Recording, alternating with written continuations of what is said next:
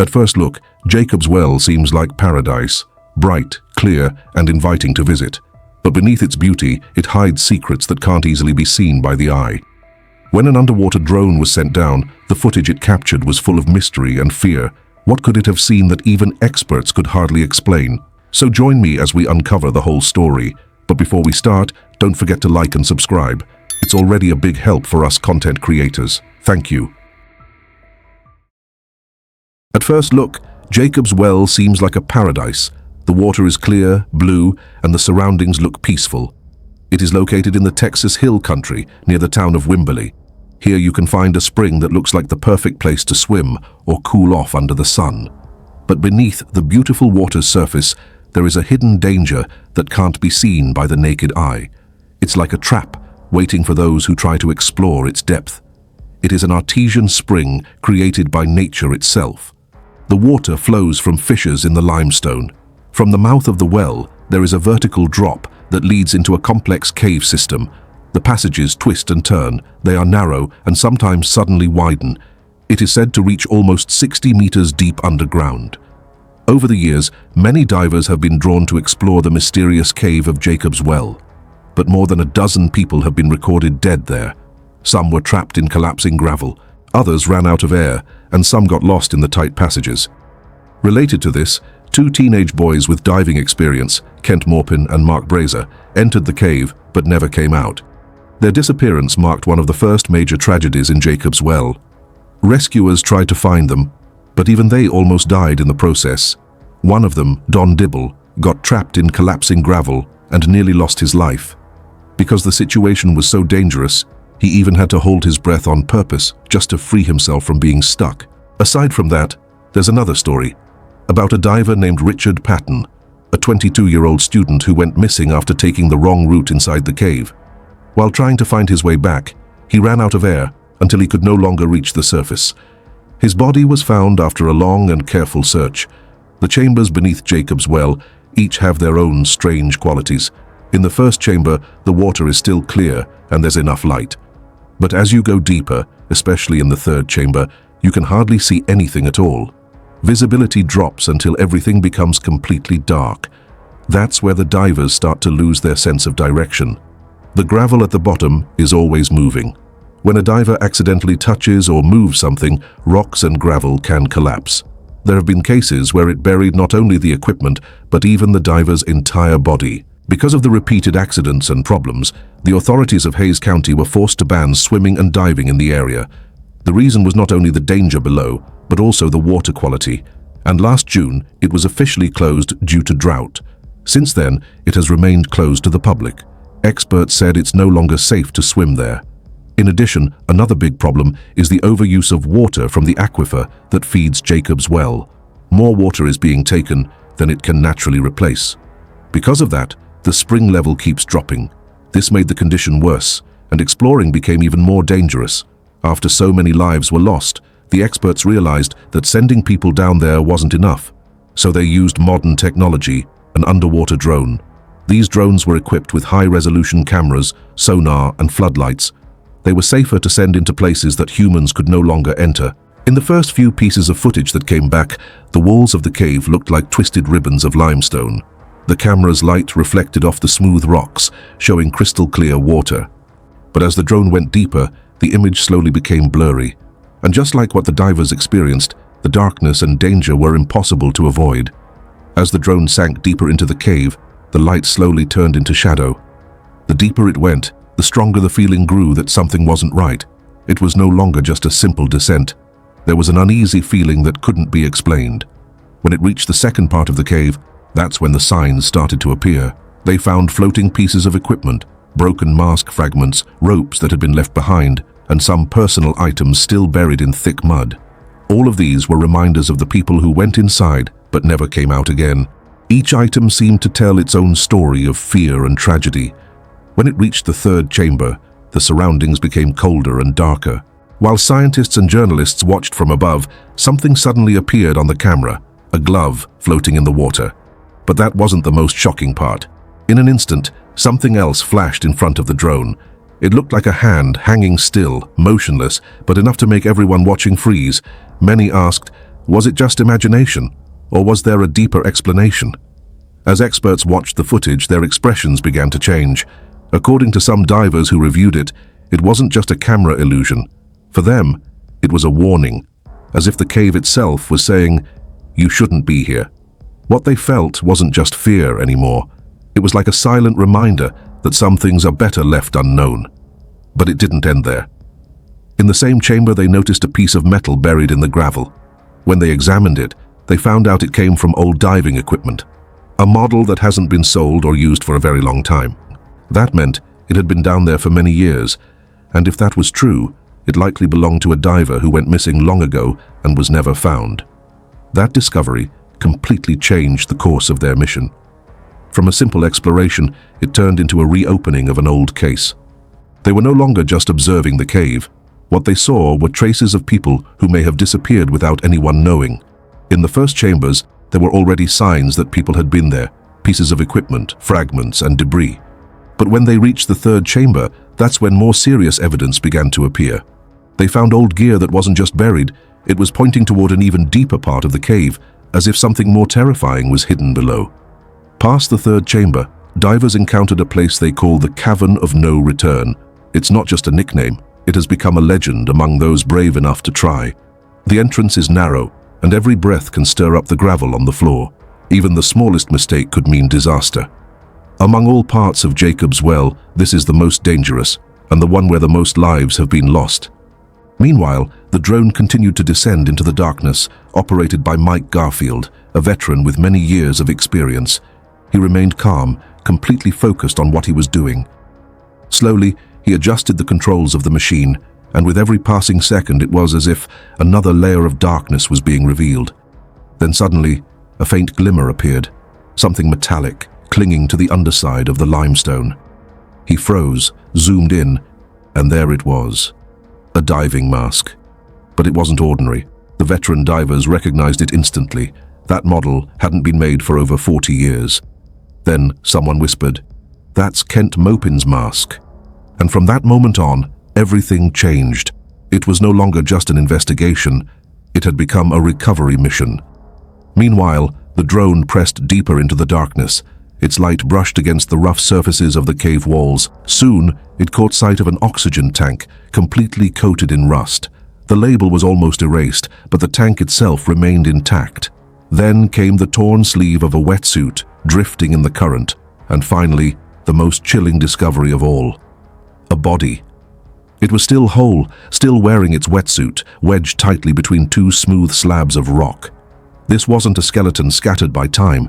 It was preserved, as if the cave itself refused to let it go. The arms and legs were twisted unnaturally, locked in an eerie pose, like Jacob's Well had claimed him and sealed him within its depths forever. In that moment, no one spoke. And then, in a low and steady voice, Mike said, "We've found him." On the wetsuit, a small name tag was still clinging by a thread, buried under layers of silt and mud. When the light hit it, the letters slowly came into focus. Kent Mopin. Kent Mopin and his companion, Mark Brazier, were two friends who once dared to challenge the depths of the cave.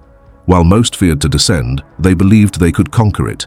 But instead of triumph, their attempt led to one of the most heartbreaking tragedies in the history of Jacob's Well.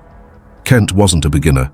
He had years of diving experience, fearless, driven, almost living for the thrill of exploring every secret corner of the well.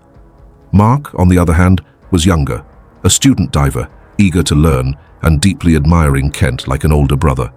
They arrived at Jacob's Well with a group from Pasadena. The team set up camp near the site, fully prepared for the challenge ahead. When Kent and Mark suited up, tightening their wetsuits and securing the heavy steel tanks on their backs, they looked like warriors heading into battle. But their enemy wasn't a person. It was the cold, dark, and merciless water of the cave. For Kent, reaching the fourth chamber meant making history, reaching a place no one had ever reached before. For Mark, it was enough just to follow the man he admired most. Together, they descended into the depths, carrying the heavy burden of their tanks. They had no guide ropes to lead them back, no extra lights, no backup plan in case something went wrong. All they carried was confidence and trust in themselves. They passed through the third chamber and entered a narrow passageway. In that dark tunnel, Kent and Mark were seen alive for the last time. 40 years later, their remains would still be found there, entombed in stone, sealed forever within the heart of Jacob's Well. After the two vanished in the fourth chamber, another diver named Joe was nearby. He had joined the dive, but hadn't entered the chamber yet. He stayed near the entrance, close enough to witness what was happening. From where he floated, he saw Kent and Mark struggling to pull their heavy tanks through the tight passage. They had no safety lines attached, no extra light, and only their own courage to depend on. Joe tried desperately to get their attention. He grabbed his knife and struck it repeatedly against his tank, creating a sharp metallic sound, but there was no response. He aimed his dive light into the narrow tunnel, hoping the two would turn around, hoping they'd see the danger and return. But they didn't. It was as if something was pulling them deeper. Something unseen, something that defied explanation. It felt like they were following a call that only they could hear. And slowly, they disappeared, swallowed by the shadows of the well. Joe was forced to make the hardest decision a diver could ever face, to ascend alone. As heavy as it was on his heart, he knew that if he pushed forward, he too might never return. So, he slowly backed away and began to rise. When he reached the surface, the once clear water below him had turned murky. Thick clouds of silt and gravel had begun to swirl upward, a sign that something had moved deep below or that a diver had panicked. Whatever the cause, Joe knew what it meant, a dark omen from the cave itself. Deep down, he knew Kent and Mark would never return. As night began to fall, a call for rescue was made. Two expert divers responded, Don Deb and Paul Battaglia, both experienced, both brave, but neither truly prepared for what awaited them inside Jacob's Well. Don, a former Navy soldier trained to dive in the most extreme conditions, stood at the edge of the spring. He was used to pressure, to fear, to danger. But when he peered into that dark hole, even he hesitated. He waited until sunrise, hoping the light of day would bring him courage. The next morning, he descended with Calvin Turner, a seasoned game warden who also specialized in recovery operations. They carefully placed extra air tanks as a safety measure, their backup plan in case of trouble. They even laid down a safety line, securing every move and following all procedures precisely. But even with all their preparation, it still wasn't enough. When the time came, Don pushed his head and shoulders into the narrow, gravel-filled passage, the very same tunnel where Kent and Mark had last been seen. Water rushed in, and small stones struck his face. He glanced at his tank gauge, 10 minutes of air left, but everything happened too fast. Suddenly the gravel shifted. It collapsed like a trap, pinning his arms. He couldn't move. His chest tightened as his air supply dwindled. The once clear water turned dark and cloudy. He could no longer see the light. He couldn't signal for help. He was buried alive. As the oxygen ran out, panic and fear filled his mind. He began to think about death, how it would feel, how much it would hurt, and whether it would be better to just surrender quickly. In desperation, he tried to swallow the water, hoping to end it. He did it several times, waiting for the end to come, but instead of death, something unexpected happened. His body convulsed violently, and in that small movement, the gravel around him loosened just enough for light to break through the murky water. Through the haze, he saw a faint shadow approaching. It was Calvin. He had come back, carrying an extra regulator.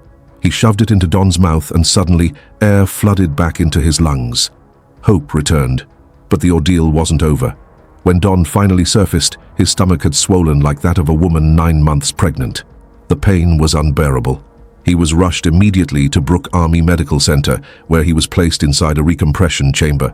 But it didn't work. An X-ray revealed that his abdomen had ruptured. A severe infection followed, nearly killing him. For weeks he fought for his life in the hospital, clinging to a sliver of hope. Miraculously, he survived. His recovery was slow, painful, and uncertain. But while Don lay in his hospital bed, others refused to give up the search for Kent and Mark. Even though Jacob's Well had already shown its warning, even though it had nearly claimed more lives, divers kept diving, determined to uncover its secrets. While Don Deb lay scarred but alive, the fight was far from over. 2 young men had been taken by Jacob's Well, and not everyone was willing to let their story end there. One of those people was Don Broad. He couldn't accept the idea of leaving them behind. Broad wasn't a beginner. At 46, he was a seasoned diver from the town of El Campo, strong-willed and fearless. To him, Jacob's Well wasn't just a dangerous spring, It was a challenge, a test that needed to be faced. While others backed away after witnessing its deadly toll, Broad stepped forward. He wanted not just to understand the well, but to confront it on his own terms. When he arrived, he didn't hesitate. He suited up immediately and descended into the clear but menacing water. He made his way quickly toward the path leading to the fourth chamber. As he passed through, he saw something chilling, a faint blinking light. It was one of the lost divers' flashlights, still flickering.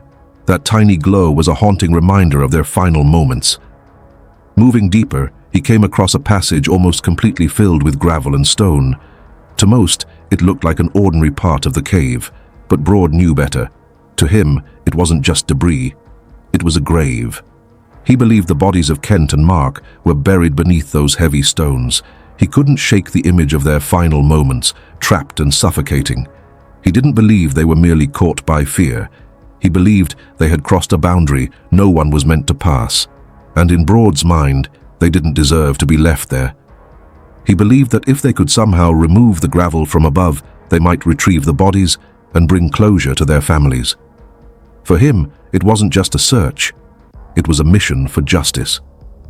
2 days later, a massive flatbed truck rolled into the small town of Wimberley. On it sat a huge, futuristic-looking machine. At first glance, some thought it was a spaceship, but it wasn't. It was a mobile recompression chamber sent by the Schaefer Diving Company. The families of the victims had hired it themselves, sparing no expense. All that mattered to them was bringing Kent and Mark home, no matter the cost. At this point, it was no longer a simple dive. It had become a full-scale recovery operation. Divers and experts came together, united by determination and grief. This was no longer just about the legend of Jacob's Well. It had become something deeply personal, a fight for loved ones, for closure, for peace. Among them was Louis Schaefer, who was the first to descend and inspect the blocked passage. When he reached the bottom and saw that the route was almost completely sealed, he gasped over the radio, "God Almighty." That marked the beginning of one of the most difficult rescue operations ever attempted at Jacob's Well. Divers worked tirelessly. They set up large hoses to suction out the gravel from below. Small stones were sucked up with the water and expelled into the creek, while the larger rocks were lifted by hand, bagged, and pulled to the surface one by one. The work was grueling, exhausting, and perilous, but the hardest part was that the well itself seemed to fight back. Every time they cleared an opening, more gravel would collapse and fill it again, as if the cave was swallowing their progress. Still, they didn't stop. They fought on, even as their bodies grew weak and their resources ran dry. Eventually, the funding ran out. Equipment wasn't cheap, and paying the divers and workers each day became impossible. Days passed, and the progress was painfully slow. Some volunteers stayed anyway, unwilling to abandon the place that had claimed their friends.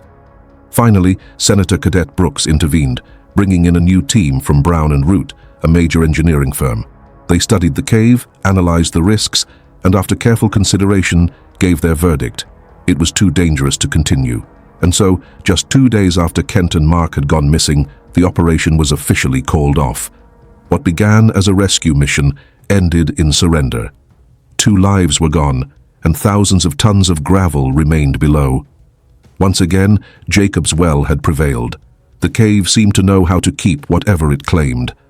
As a natural artesian spring powered by the Trinity Aquifer, it could once shoot water straight up, nearly a meter high.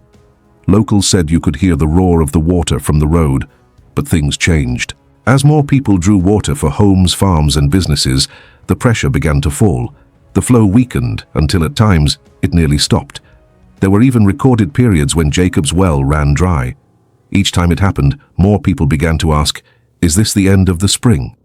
One major reason was the constant pumping of water from the aquifer by companies like Aquatex, a division of Essential Utilities. It wasn't illegal, just business. But the aquifer couldn't keep up, so Hayes County decided to act. They bought several plots of land surrounding the well, and soon after, a local organization called the Wimberley Valley Watershed Association added more property, naming the area West Ridge Tract. They fenced it off, posted warning signs, and began new conservation efforts. But the real challenge lay beneath. The Trinity Aquifer is like a living organism. When too much is taken from it, it can take years, even decades, to recover. Some scientists warn that it may never fully return to its original state.